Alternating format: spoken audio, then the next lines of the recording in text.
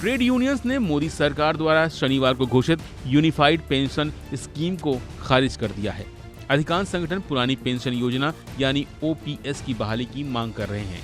All India Trade Unions Congress और Centre for Indian Trade Unions जैसे केंद्रीय trade union ने इस योजना को सिरे से खारिज कर दिया है।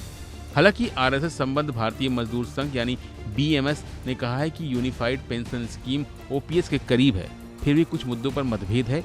यूपीएस का विवरण आने के बाद बीएमएस अपनी भविष्य की कार्रवाई पर फैसला करेगा। इस दौरान बीएमएस से जुड़े लोगों का कहना है कि निश्चित रूप से यूपीएस मौजूदा राष्ट्रीय पेंशन योजना यानी एनपीएस की तुलना में एक बेहतर विकल्प है, क्योंकि इसमें सुनिश्चित 50% पेंशन, महंगाई राहत, पारिवारिक पेंशन, सरकारी योगदान 14% से बढ़कर 18.5% और रिटायरमेंट पर अतिरिक्त एक मुफ्त भुगतान शामिल है। लेकिन ओपीएस की तुलना में अभी भी कुछ अंतर है। जैसे यूपीएस एक अंशदायी पेंशन योजना, जबकि कर्मचारियों को ओपीएस में कुछ भी योगदान नहीं देना पड़ता था।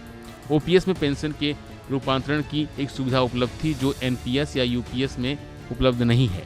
वहीं इस मुद्दे पर एटक यानी एआईटीयूसी का कहना है कि यूपीएस पुरानी पेंशन योजना से मेल नहीं खाता है, जो मूल रूप से गैर अंशदायी प्रकृति की है। एटक से जुड़े लोगों ने कहा है कि केंद्र सरकार के कर्मचारियों के लिए मोदी सरकार द्वारा तय की गई यूपीएस मौजूदा एनपीएस के विस्तार के अलावा और कुछ नहीं है, क्योंकि सरकारी कर्मचारियों को यूपीएस में भी अपने वेतन का 10% योगदान देना जारी रखना होगा।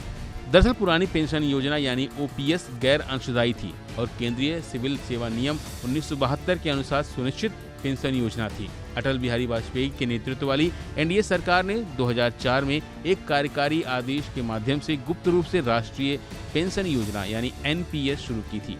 केंद्र और राज्य सरकार के कर्मचारियों और केंद्रीय ट्रेड यूनियनों ने उस दिन से एनपीएस का विरोध किया और ओपीएस की बहाली के लिए आग्रह करते हुए इसके लिए संघर्ष का रास्ता अपनाया, लेकिन उनकी मांगें नहीं सुनी गईं और अब सरकार की तरफ से यूपीएस लागू कर दी गई है, जिसका तमाम संगठन विरोध कर रहे हैं। हालांकि यूपीएस पर पूरी जानकारी सामने आने के बाद मजदूर संगठन अपना आंदोलन और तेज करने की बात कर रहे हैं। वहीं दूसरी तरफ सरकार का कहना है कि यूनिफाइड पेंशन स्कीम के तहत लगभग 23 लाख केंद्रीय कर्मचारियों को लाभ मिलेगा।